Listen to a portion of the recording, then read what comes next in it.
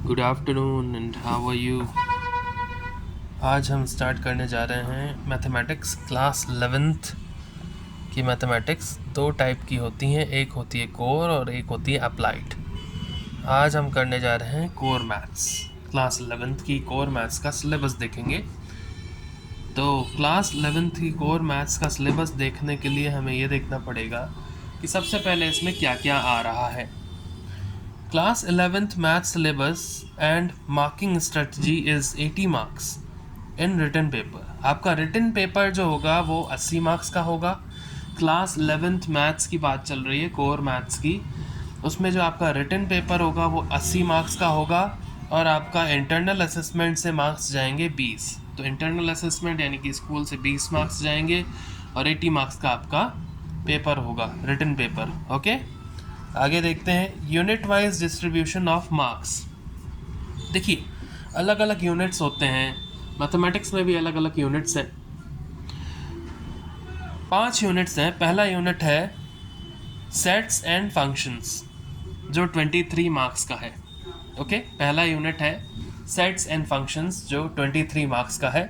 उसमें आपका चैप्टर्स जो आएंगे वो हम आगे डिस्कस करते हैं। तो पहला यूनिट जो है सेट्स एंड फंक्शंस वो 23 मार्क्स का है।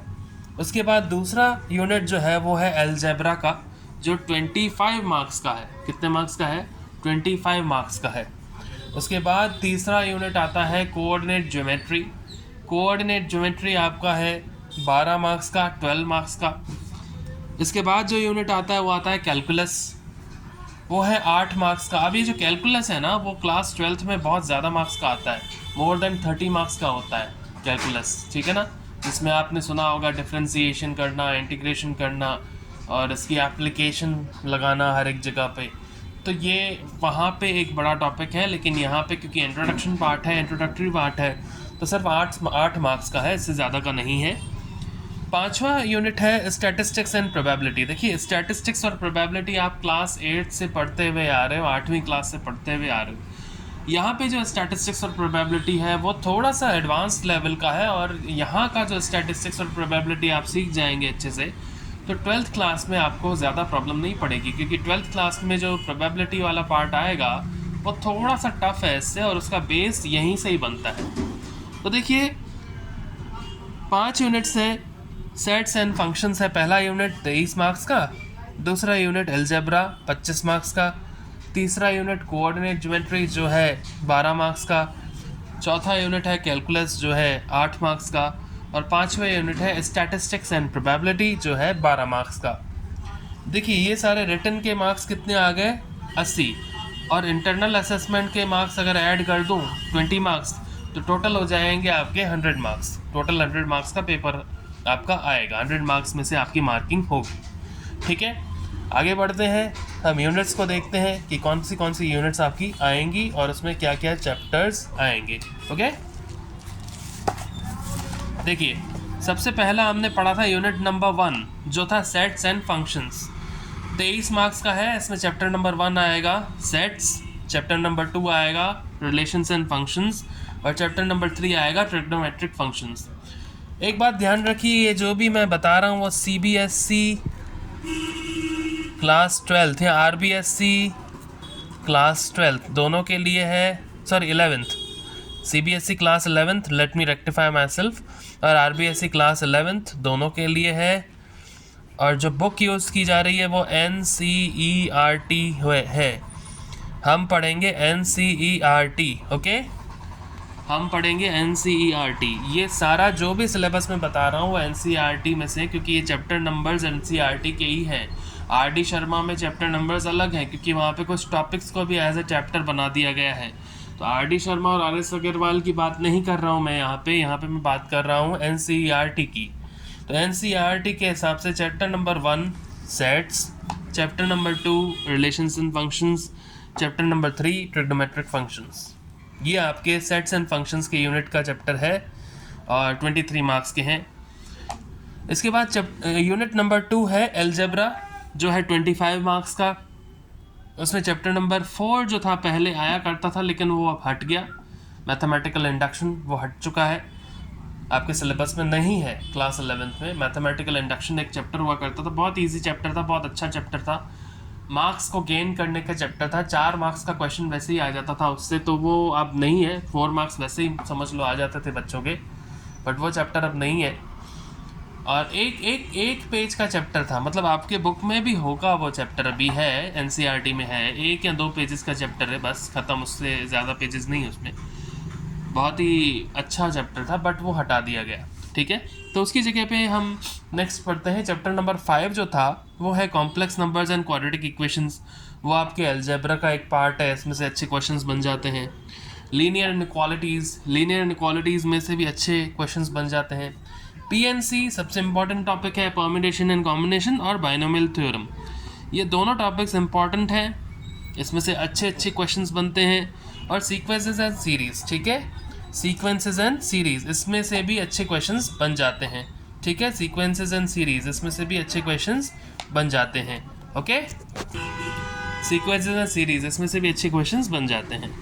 नेक्स्ट है आपका यूनिट नंबर 3 कोऑर्डिनेट ज्योमेट्री, जिसमें चैप्टर नंबर 10 आएगा स्ट्रेट लाइंस, चैप्टर नंबर 11 आएगा कोनिक सेक्शंस, 12 आएगा इंट्रोडक्शन टू 3 डायमेंशनल ज्योमेट्री, यानी कि स्ट्रेट लाइंस, कोनिक सेक्शंस और 3D, ये 3 चैप्टर्स इसमें आएंगे। चैप्टर नंबर 10, 11 और 12, 12 मार्क्स का ये यूनिट है। आपके ज़्यादा क्वेश्चंस जो आते हैं वो कोनिक सेक्शंस और 3D में से आते हैं, स्ट्रेट लाइन में से कम ही बनता है क्वेश्चन इसमें से, ठीक है। इसके बाद आपका यूनिट नंबर 4 है कैलकुलस, जो यहाँ पे तो सिर्फ 8 मार्क्स का है, लेकिन 12th क्लास में ये आपका सबसे गेनिंग टॉपिक होगा, क्योंकि मोर देन 30 मार्क्स इसी में से ही आते हैं कैलकुलस वाले यूनिट में से, जिसमें चैप्टर्स होते हैं डिफरेंशिएबिलिटी और डिफरेंशियल इक्वेशंस और एप्लीकेशन ऑफ डेरिवेटिव्स और इंटीग्रल्स, एप्लीकेशन ऑफ इंटीग्रल्स, यानी कि डिफरेंशिएशन और इंटीग्रेशन। जो फिज़िक्स के बच्चे होंगे क्लास 11th में, उन्होंने इसको पढ़ लिया होगा पहले ही। And then we will move to the last unit, unit 5 statistics and probability. इसमें चैप्टर नंबर 15 स्टैटिस्टिक्स आएगा और चैप्टर नंबर 16 प्रोबेबिलिटी आएगा।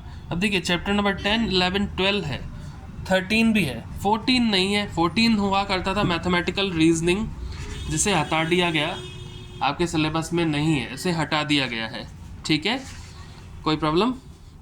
अब देखिए वापस से एक बार ये पूरा सिलेबस देख लीजिए, फिर हम इसका एक यूनिट, एक टेस्ट या फिर एक सीरीज़ बनाएंगे हर एक चैप्टर की अलग अलग, एनसीईआरटी में से ही करेंगे। यूनिट टेस्ट भी लेंगे, यूनिट्स का अलग अलग टेस्ट भी लेंगे, उसके टेस्ट पेपर्स भी हम आपसे साझा यानी कि शेयर करेंगे। उसके अलावा हम बहुत सारे ऐसे टॉपिक्स हैं जिनको अच्छे से पढ़ेंगे, और हम एक एक चैप्टर को चैप्टर वाइज, टॉपिक वाइज करते जाएंगे। तो देखिए सिलेबस को एक बार फिर से, और ये कोर मैथ्स की बता रहा हूँ मैं, ठीक है। अप्लाइड मैथ्स की तो बुक ही नहीं आई है अभी तक एनसीईआरटी मार्केट में, कोर मैथ्स की बात कर रहा हूँ मैं।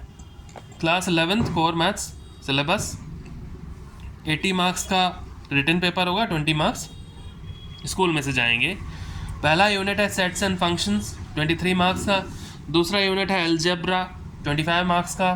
तीसरा यूनिट है कोऑर्डिनेट ज्योमेट्री, 12 मार्क्स का। चौथा यूनिट है कैलकुलस, 8 मार्क्स का। पांचवा यूनिट है स्टैटिस्टिक्स एंड प्रोबेबिलिटी, 12 मार्क्स का।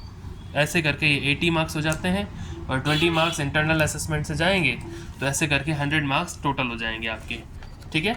Now next we will see that unit 1, ये सीबीएसई आरबीएसई दोनों की क्लास 11th के लिए है। सीबीएसई आरबीएसई दोनों की क्लास 11th बुक है एनसीईआरटी, हम यूज़ करेंगे एनसीईआरटी। सेट्स एंड फंक्शंस का जो यूनिट है वो 23 मार्क्स का है। चैप्टर नंबर 1, 2, 3 आएंगे इसमें, और ये सारे चैप्टर नंबर आप जो हैं वो आपके सीरीज़ वाइज चल रहे हैं एनसीईआरटी में से। यूनिट 2 अलजेब्रा 25 मार्क्स का है, इसमें चैप्टर नंबर 5, 6, 7, 8 और 9 आएंगे, ठीक है। यूनिट 3 12 मार्क्स का, इसमें चैप्टर 10, 11 और 12 आएंगे। यूनिट 4 कैलकुलस 8 मार्क्स का, चैप्टर नंबर 13। और unit 5 statistics and probability 12 marks का, चैप्टर नंबर 15 और 16 आएगा, ठीक है। अब हम नेक्स्ट वीडियो बनाएंगे जिसमें हम सबसे पहला चैप्टर जो है इस बुक का एनसीईआरटी का जो है सेट, क्या नाम है इसका, सेट्स, तो इस चैप्टर को हम शुरू करेंगे नेक्स्ट वीडियो में। Till then goodbye and take care.